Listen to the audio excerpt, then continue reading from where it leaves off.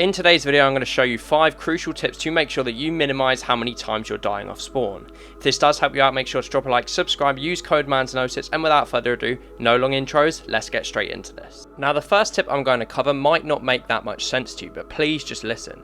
It's about where you're going to be landing, so you want to obviously make sure that you're picking a good location. Now most people think that when it comes to competitive games such as Duo Cash Cups or Solo Victory Cups, that the majority of people land the big name locations. Now whilst this may be true for locations such as Gate, but that is because these hold the medallions, but other big locations such as Reckless Railways or Pleasant PAs are often find that there isn't actually that many people going there when it comes to these competitive games.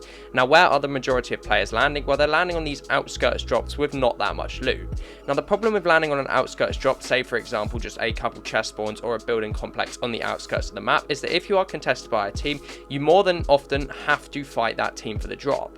Whereas if you're contested at a place such as Reckless Railways, for example, you can play the buildings and play the terrain and manage to get out of that situation, especially because there's so much buildings and space that it's easy to rotate out, meaning you can quite often avoid taking these fights off spawn.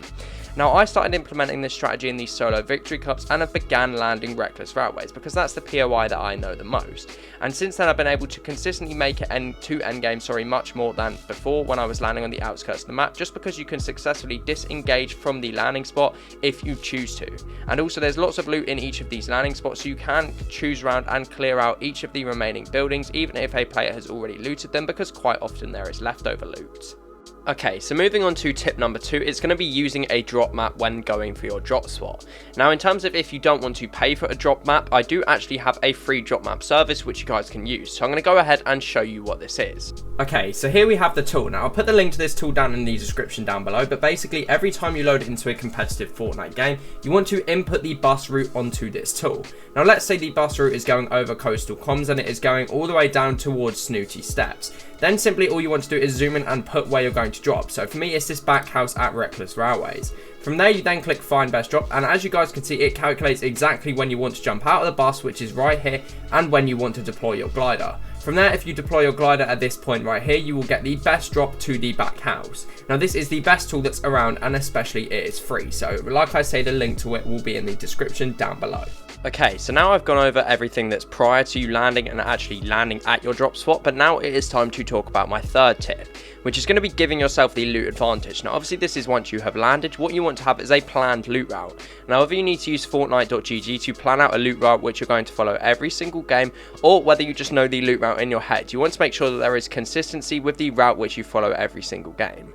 Now I like to make sure that on my loot route there are slurp barrels, just because this is guaranteed shield. Again, this is why I land the back houses of Reckless Railways, because there is guaranteed 7 shield barrels, therefore meaning I'm guaranteed at least 70 shield, and with the remaining chest spawns I should always be at full shield.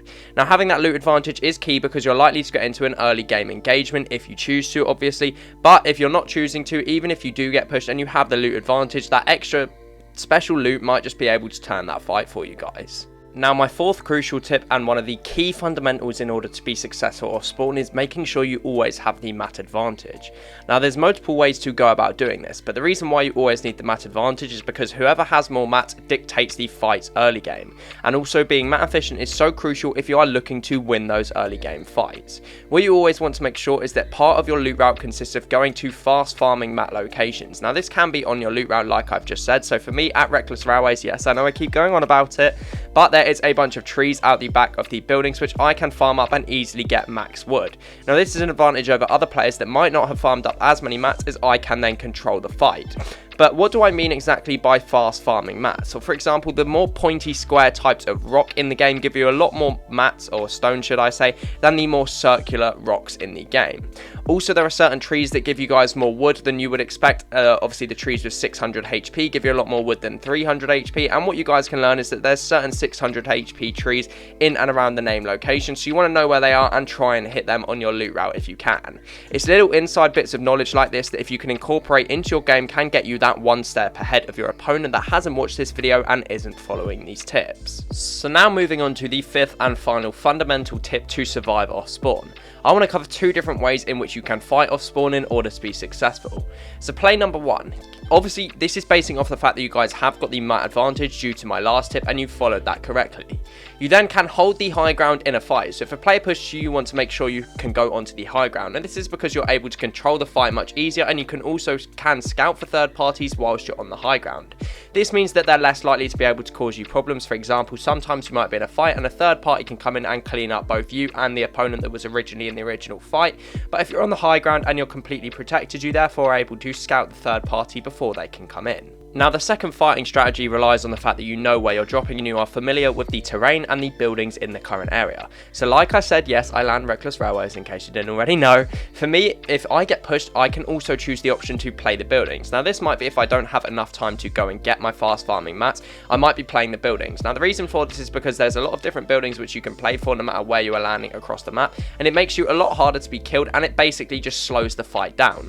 Also, if you're stuck in a building, if you're in a room, for example, where the rules are already pre-built, it means that you're a lot harder to be lasered by a third party, for example, which could be rocking up to the fight. Again, just meaning both these fighting situations are pretty much third party proof, and also means that the fight can't be ended quick. Now, the reason why you don't want the fight to be ended quick off spawn if you are the one being pushed is because if you can drag this fight out, you're more likely to win and be in control of the fight. And if you can control these off spawn fights, you're going to win them 99% of the time, so long as you are a good player. Now, guys, thank you for watching this video. I really hope it has helped you guys out. If it has, make sure you drop a like, subscribe, use code MANSNOS, and I'll see you guys in the next helpful video. Peace out from me.